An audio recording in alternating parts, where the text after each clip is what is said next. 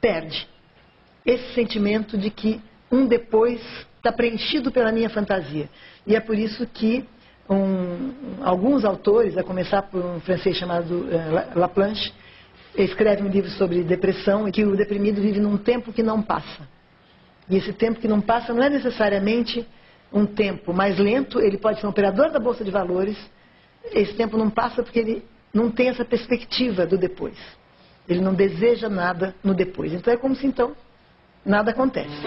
E pensando na questão de um processo, na busca de um processo psicoterapêutico e versus o aumento da utilização de antidepressivos. Será que não seria também decorrente a essa aceleração, a busca imediatista por uma solução? Acho que sim. Bom, um parênteses aqui.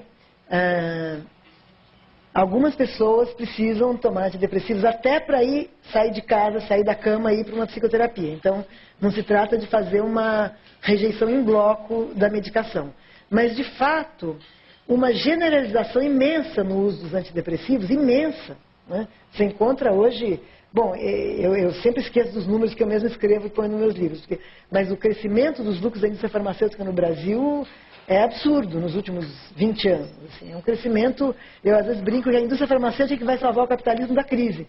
Porque é a única indústria que pode enriquecer em cima da desgraça que o capitalismo está produzindo. Né? Continua vendendo antidepressivo.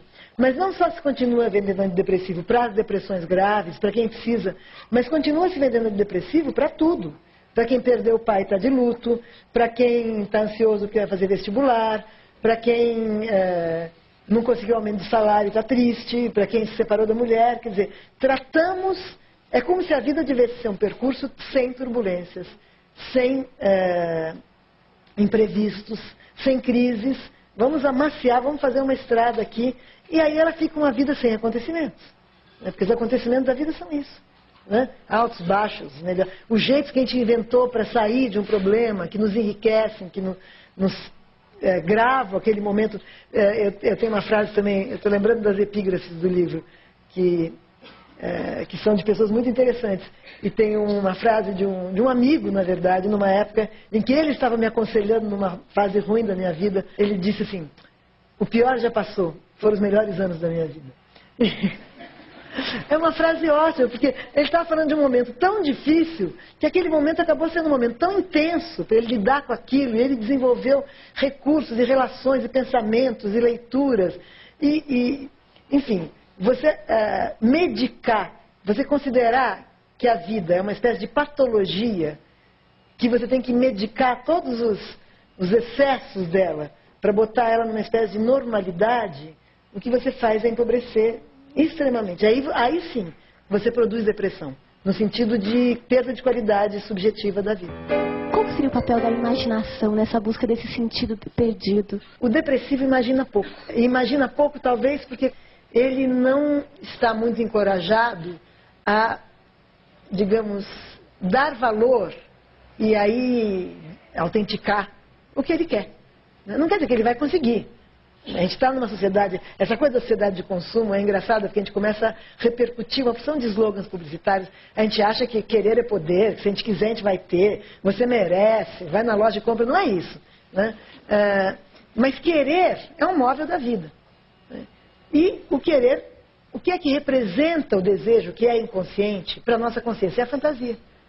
A fantasia, se eu consigo fantasiar, eu já estou me encorajando a levar a sério o meu desejo, mesmo que eu não saiba qual é, mas ele aparece ali numa forma enigmática para mim, que é uma fantasia.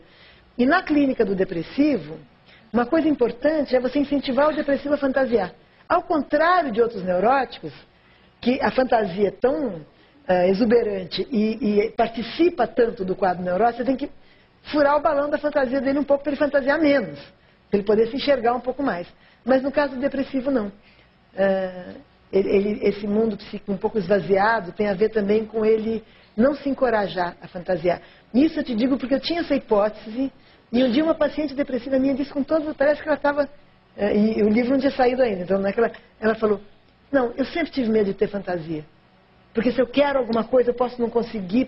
Eu vou arriscar aqui a dizer para você, ainda arriscar a fantasia e ainda me dizer que eu tenho uma fantasia. E falou qual era. Né?